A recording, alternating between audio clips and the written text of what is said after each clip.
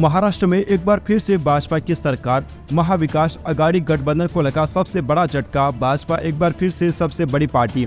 दोस्तों, आपको बताना चाहेंगे कि महाराष्ट्र विधानसभा चुनाव हरियाणा और जम्मू कश्मीर के चुनाव के बाद करवाए जाएंगे। चुनाव आयोग ने पिछले दिनों ही हरियाणा व जम्मू कश्मीर के चुनाव की तारीखों की घोषणा कर दी है, जबकि महाराष्ट्र में त्योहारों की वजह से चुनाव अभी नहीं हो रहे हैं। महाराष्ट्र में इस बार महायुति, जिसमें बीजेपी, शिवसेना, एकनाथ शिंदे, अजित पवार और महाविकास, जिसमें कि कांग्रेस, शरद पवार वाली एनसीपी और शिवसेना यूबीटी शामिल हैं, इन दोनों गठबंधन के बीच मुकाबला है। महाराष्ट्र से एक ताजा सर्वे सामने आ चुका है, जिसमें भाजपा सबसे बड़ी पार्टी बन रही है। टाइम्स नाउ और मेट्राइज के सर्वे के अनुसार महाराष्ट्र में बीजेपी को सबसे ज्यादा 25.8% वोट मिलने की संभावना है, जबकि कांग्रेस को 18.6% वोट मिल सकते हैं। इसके अलावा शिंदे की शिवसेना को 14.2%, एनसीपी अजित पवार गुट को 5.2% वोट मिलने की उम्मीद है।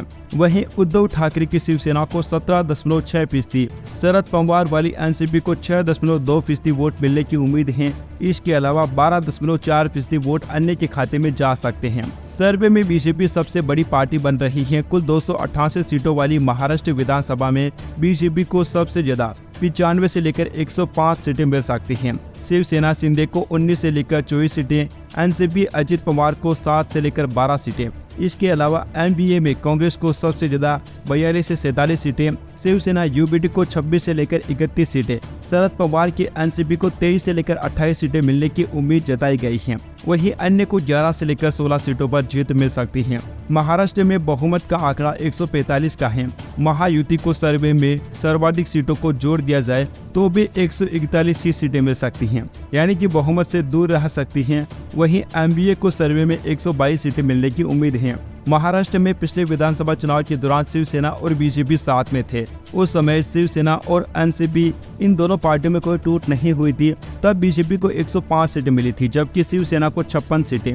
इसके अलावा एनसीपी को 53 और कांग्रेस को 44 सीटों पर जीत हासिल हुई थी। वहीं एआईएमआईएम को 2 सीटें और राज ठाकरे की एमएनएस को 1 सीट पर जीत हासिल हुई थी। हालांकि चुनाव नतीजों के ऐलान के बाद मुख्यमंत्री के पद पर हुए विवाद को लेकर शिवसेना ने बीजेपी का दामन छोड़कर कांग्रेस एनसीपी के साथ सरकार बनाई थी और फिर उद्धव ठाकरे मुख्यमंत्री बने थे।